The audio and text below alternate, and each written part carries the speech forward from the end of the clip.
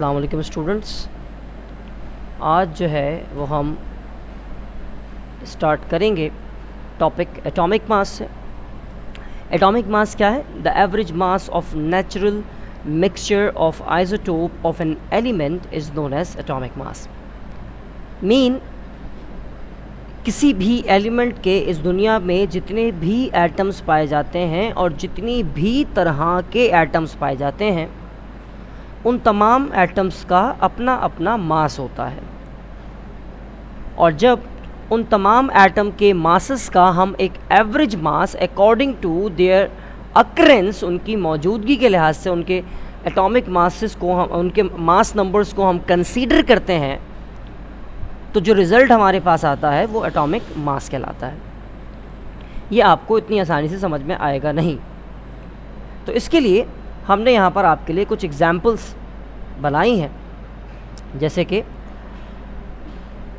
सबसे पहला एटम जो हम यहाँ पर बिल्ड करने वाले हैं वो है हाइड्रोजन का एटम। और आप सब जानते हैं कि हाइड्रोजन की जो पहचान है वो ये होती है कि हाइड्रोजन में होता है एक प्रोटॉन और एक इलेक्ट्रॉन। अभी जो एक इलेक्ट्रॉन और एक प्रोटॉन है हमारा, इसने बनाया दुनिया का सबसे simplest atom which we called hydrogen, जिसका मास नंबर है 1। And what is mass number? The sum of number of protons and neutrons found in the nucleus of an atom is known as mass number. अभी इसके पास सिर्फ एक ही proton है, तो यही इसका एटॉमिक नंबर भी है और यही इसका मास नंबर भी है। हमारे इस हाइड्रोजन के ऊपर चार्ज क्या है ये भी देख लेते हैं हाथ के हाथ। हमारे इस हाइड्रोजन एटम के ऊपर कोई चार्ज नहीं है। क्यों नहीं है? क्योंकि इसके अंदर जितने प्रोटॉन्स हैं उतने ही इसमें इलेक्ट्रॉन मौजूद हैं। अगर मैं इसमें से एक इलेक्ट्रॉन निकाल देता हूँ तो अब मेरे हाइड्रोजन एटम के ऊपर चार्ज आ जाएगा +1। और अगर फ़र्ज़ कीजिए कि मैं अपने इस हाइड्रोजन एटम में 2 इलेक्ट्रॉन डाल देता हूँ तो अब इसके ऊपर चार्ज आ जाएगा -1। खैर, इसको हम न्यूट्रल ही रहने देते हैं। अगर न्यूट्रल हाइड्रोजन एटम में हम एक न्यूट्रॉन डाल दें तो अब इसका मास नंबर क्या हो जाएगा? अब इसका मास नंबर हो जाएगा 2। क्यों? क्योंकि proton plus neutron is equal to mass number. तो आप ये देखो, हमारी इस दुनिया में 2 तरह के हाइड्रोजन एटम्स अभी तक आपने देख लिए। एक हाइड्रोजन एटम वो है जिसके अंदर सिर्फ एक प्रोटॉन होता है। दूसरा हाइड्रोजन वो है जिसमें एक प्रोटॉन होता है और एक न्यूट्रॉन होता है। और तीसरा हाइड्रोजन एटम ऐसा पाया जाता है कि जिसमें 2 प्रोटॉन्स, एक प्रोटॉन होता है और 2 न्यूट्रॉन होते हैं। और उसका मास नंबर क्या होता है? उसका मास नंबर होता है 3। और जैसे ही हाइड्रोजन एटम का मास नंबर 3 होता है वो हाइड्रोजन एटम बन जाता है अनस्टेबल। अब ये स्टेबल क्या है, अनस्टेबल क्या है, ये चैप्टर नंबर 2 से इसका कोई ताल्लुक नहीं है। तो यहाँ पर हम दूसरे टैब में आते हैं, देखते हैं क्या होता है। हमारे पास हाइड्रोजन एटम, आपको पता है कि उसके अंदर कितना प्रोटॉन होता है। यहाँ पर देखो, प्रोटॉन किससे जाहिर किया आपने? प्रोटॉन को आपने पिंकिश ऑरेंज कलर से जाहिर किया है और न्यूट्रॉन को आपने वाइटिश ग्रे में जाहिर किया है। तो यहाँ पर आपके पास एक प्रोटॉन मौजूद है। तो इसका मास नंबर क्या बता रहे हैं? इसका मास नंबर बता रहे हैं 1। और ऐसा हाइड्रोजन एटम जिसके अंदर सिर्फ एक प्रोटॉन होता है और उसमें क्या मौजूद नहीं होता? न्यूट्रॉन मौजूद नहीं होता, ये हमारी दुनिया में पाया जाता है 99.9885%। और इसका सिंबल होता है H11। जैसे ही हम इसके अंदर एक न्यूट्रॉन ऐड करते हैं तो इसका मास नंबर क्या हो गया? इसका मास नंबर हो गया 2, क्योंकि एक प्रोटॉन और एक न्यूट्रॉन, एक प्रोटॉन और एक न्यूट्रॉन। ये दुनिया में कितने % पाया जाता है? ये दुनिया में पाया जाता है 0.0115% पाया जाता है। सिमिलरली अगर मैं इसमें एक और न्यूट्रॉन डाल दूं तो अब ये अनस्टेबल हो गया हाइड्रोजन। और दुनिया में इस हाइड्रोजन के क्या पाए जाते हैं? दुनिया में इस हाइड्रोजन के पाए जाते हैं सिर्फ और सिर्फ traces. Atomic number 1, mass number 3। तो आप देख लो, सिंबल चेंज होगा अभी। Atomic number 1, mass number 2, percentage 0.0115। Atomic number 1, mass number 1, percentage 99.98%। तो ये तीनों के तीनों हाइड्रोजन के आइसोटोप्स हैं। हाइड्रोजन का आइसोटोप नंबर 1, हाइड्रोजन का आइसोटोप नंबर 2, हाइड्रोजन का आइसोटोप नंबर 3।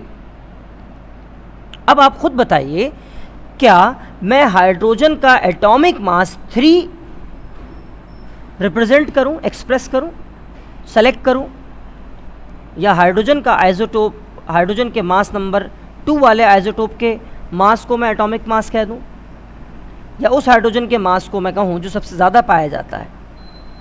अगर मैं हाइड्रोजन का मास 1 कहता हूं या 2 कहता हूं या 3 कहता हूं, तो ये तीनों आइसोटोप्स के साथ इंसाफ नहीं होगा। तो मुझे क्या करना होगा, मुझे लेना होगा इन तमाम आइसोटोप्स की परसेंटेज के लिहाज से एवरेज, और जो आंसर आएगा वो कहलाएगा एटॉमिक मास ऑफ हाइड्रोजन, जो हाइड्रोजन के हर तरह के एटम को रिप्रेजेंट करता होगा। और हमारे हाइड्रोजन का एटॉमिक मास क्या है, हमारे हाइड्रोजन का एटॉमिक मास है 1.00783। इसकी एक और एग्जाम्पल लेते हैं हम लिथियम से। कुदरती तौर पे जो लिथियम पाया जाता है, उस लिथियम का मास नंबर, उस लिथियम के अंदर होते हैं 3 प्रोटॉन्स और 4 neutrons, 3 protons and 4 neutrons. Data को हम यहाँ पे वर्ड पे नोट कर लेते हैं।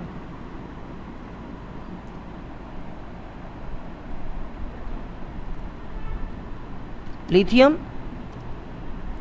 Protons 3, neutrons 4।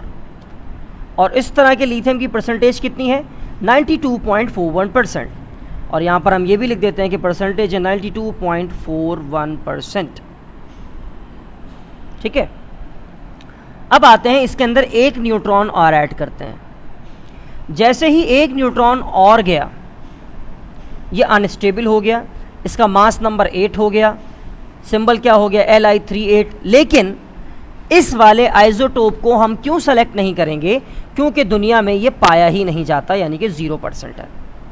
चलें एक और डाल के देखते हैं, ये भी नहीं पाया जाता। एक और न्यूट्रॉन ऐड करते हैं, ये भी नहीं पाया जाता। और एक और न्यूट्रॉन ऐड करते हैं, ये भी नहीं पाया जाता। तो जितने भी हमारे एडिशनल न्यूट्रॉन्स थे उन सबको हम बाहर निकाल रहे हैं। अब ये इसके कुदरती न्यूट्रॉन है। अब हम इसमें से एक न्यूट्रॉन इसका अपना भी निकालते हैं। तो लिथियम क्या हुआ, लिथियम बना ऐसा जिसके पास प्रोटॉन है 3, न्यूट्रॉन है 3। यहाँ नोट करते हैं, नंबर 2 लिथियम, प्रोटॉन 3, न्यूट्रॉन 3। और इसकी परसेंटेज कितनी पाई जाती है, ये दुनिया में पाया जाता है 7.59%। तो यहाँ पे लिख दिया 7.59%। ठीक है। अगर मैं इन दोनों को प्लस करूं बेटा, तो ये परसेंटेज बन जाएगी पूरी 100%। यानी कि हमारी इस दुनिया में 2 तरह के लिथियम पाए जाते हैं। पहला लिथियम वो पाया जाता है जिसका मास नंबर होता है 7 और उसकी परसेंटेज होती है 92.41%। और दूसरा लिथियम वो पाया जाता है कि जिसका मास नंबर होता है 6, यानी कि जिसके प्रोटॉन और न्यूट्रॉन का सम होता है 6, और वो हमारी इस दुनिया में पाया जाता है 7.59%। अब अगर आप खुद सोचें, मैं पूरी दुनिया में मौजूद लिथियम के मास को कहूं कि आज से लिथियम का मास, एटॉमिक मास होगा 7, तो what about the atoms of lithium having mass 6?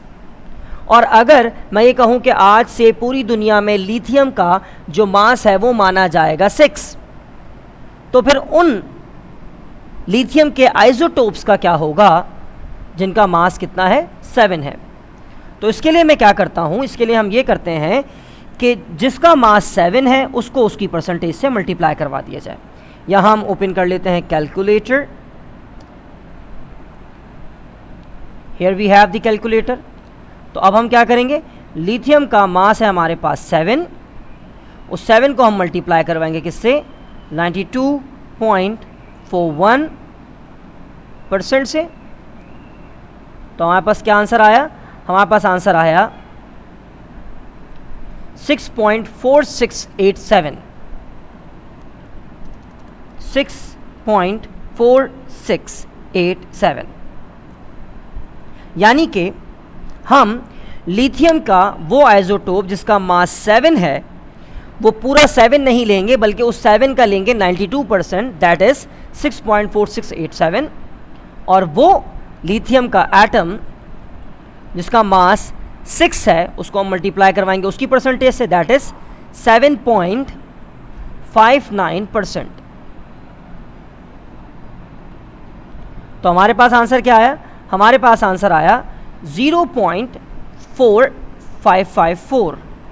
तो यहाँ पर नोट कर लेते हैं 0.4554, यानी कि लिथियम का वो एटम जिसका मास 6 है उस मास का सिर्फ लेंगे 7.59%, that will be 0.4554।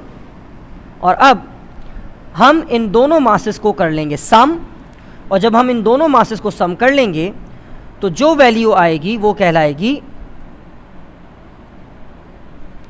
Atomic mass of lithium, क्योंकि इसमें लिथियम के उन आइसोटोप्स का मास भी शामिल है जिनका मास 7 है, और इसमें उनकी वैल्यू भी शामिल है जिसका मास क्या है 6। और क्या आएगा हमारे पास रिजल्ट?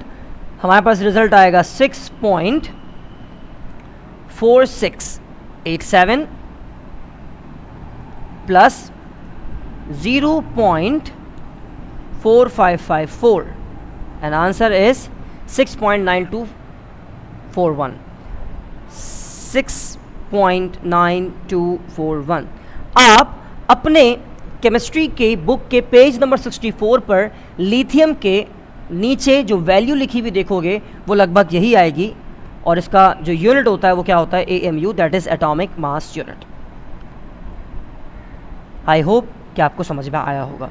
यहाँ पर हम एक और एग्जाम्पल दे देते हैं। हम यहाँ पर सेलेक्ट कर लेते हैं ऑक्सीजन। नेचुरली दुनिया में पाए जाने वाली जो ऑक्सीजन होती है उसमें 8 प्रोटॉन्स होते हैं, 1 2 3 4 5 6 7 8, और 8 ही न्यूट्रॉन होते हैं, 1 2 3 4 5 6 7 8। और ऐसी ऑक्सीजन पाई जाती है 99.757%। ठीक है, यानी कि मैं यहाँ पर लिखता हूँ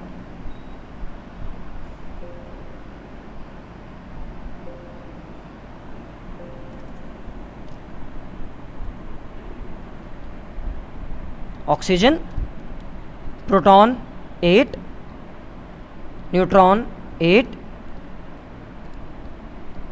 मास नंबर 16, और परसेंटेज कितनी है इसकी 99.757।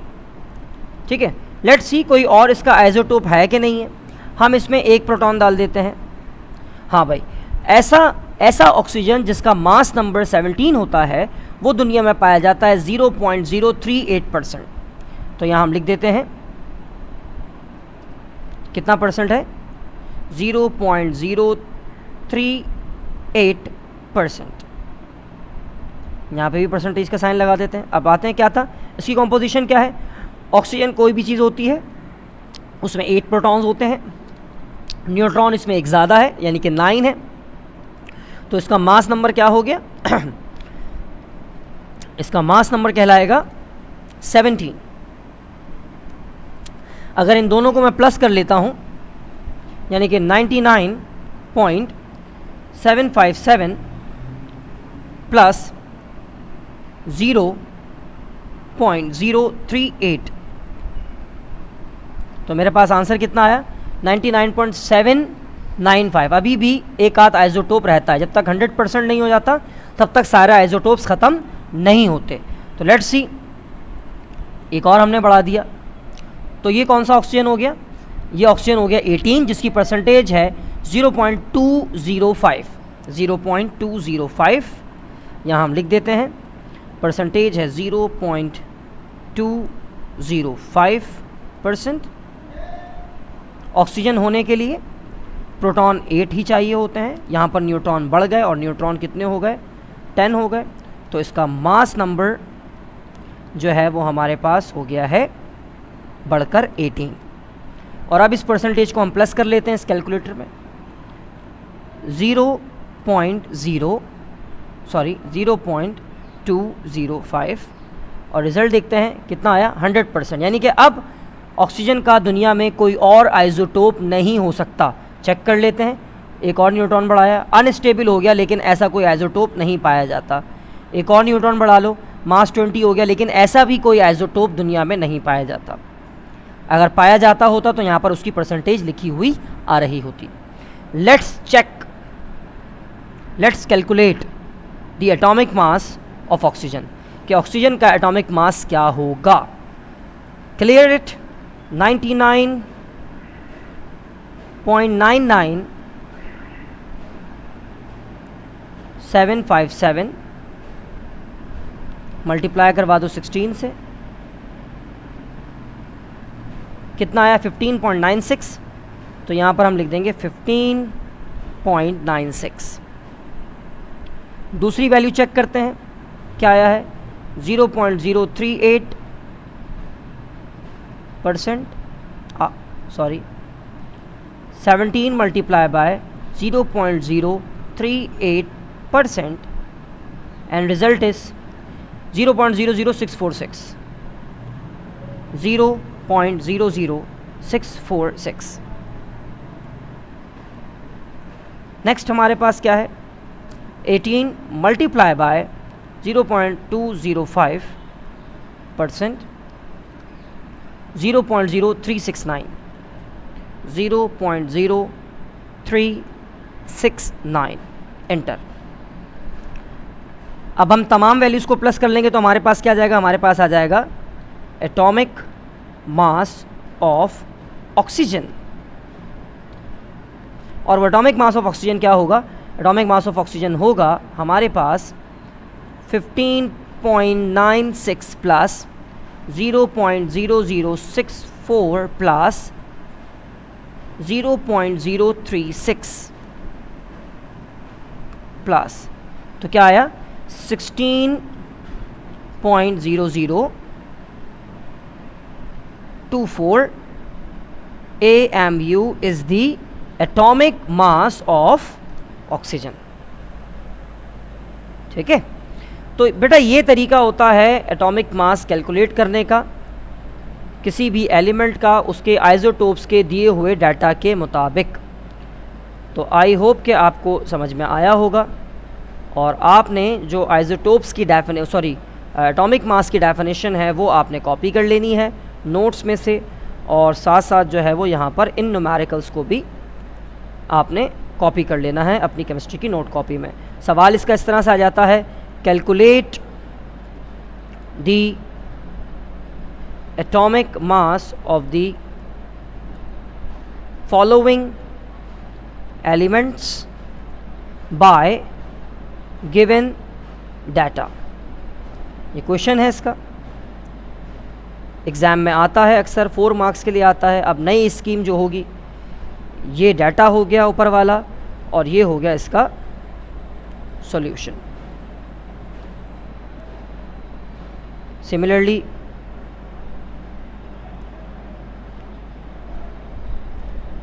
ये हो गया हमारे पास अगले वाले का डाटा। ठीक है,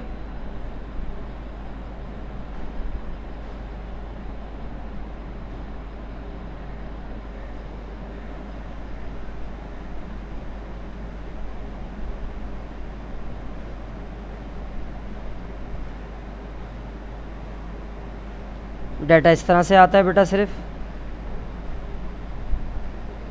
मैंने तो बहुत डिटेल डेटा दिया है, एग्ज़ाम में जिस तरह से आता है सवाल को मैं उस तरह से कन्वर्ट कर रहा हूँ ताकि आपके लिए आसानी हो जाए।